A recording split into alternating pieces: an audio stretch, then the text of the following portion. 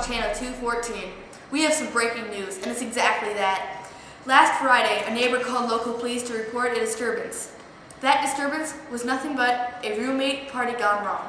Chairs and food were scattered everywhere, books and magazines upturned, unread, and on the floor. Blood found on closets and fur on the furniture. And in the middle of this horror scene, a mangled and murdered cat. Now we turn over to our detective Seth. Hello, Seth Gunstay here reporting from apartment 205 where the crime happened at about 4:30. As you can see behind me, we have overturned chairs, makeup everywhere, and an outline of our local cat, Mr. Tubby-Wubby. With all of this evidence strewn everywhere, we can divide this case into 4 categories. What is the victim?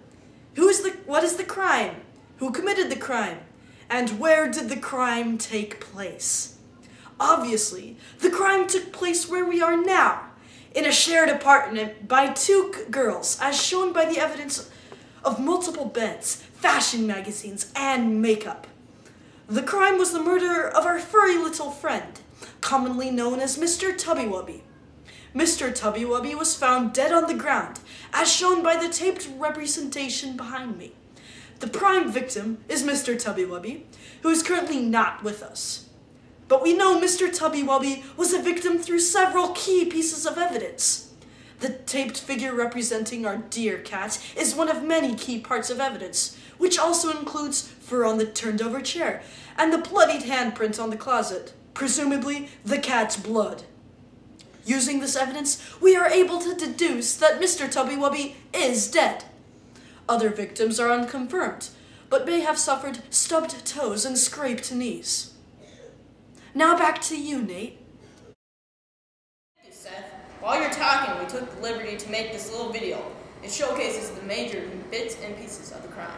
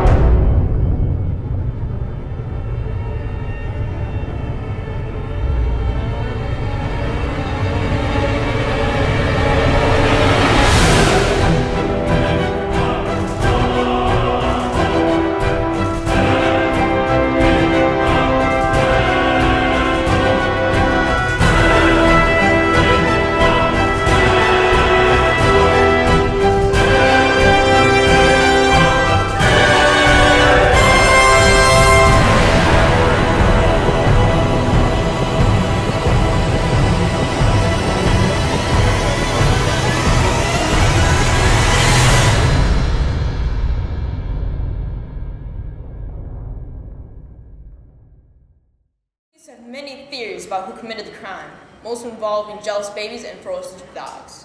The most plausible suspects lived with Mr. Tubby-Wubby. Evidence scattered around the room shows a spilled pretzel container scattered on the table, unfinished makeup kits, a lampshade, and a tossed chair with cat hair on it. But by far the most mythical evidence is the graffiti on the wall in the back. The writing says, "Christine was here." This does not match any theories that the police have created. So detectives think it was used to distract us from the real suspects. Yes, Mr. Tubby-Wubby's murderers were none other than the teenage girls that lived in this apartment. Police think that the event may have happened like this. 2 teenage girls were having a party together. They were eating snacks and looking at fashion magazines. They were also playing with some makeup. Raging after the discovery of Mr. Tubby-Wubby's swiping an undeserved snack, one girl threw a lamppost at the poor cat. Still trying to recover from the blow, the other girl hit him with a chair. This is confirmable through the fur left on the chair. A broken lampshade under the bed also provides more evidence to this theory, but police are still trying to confirm that the fur is the cat's itself. Until the murderer is found and judged, that we can only hope that to the rest of the nation that our cats are safe.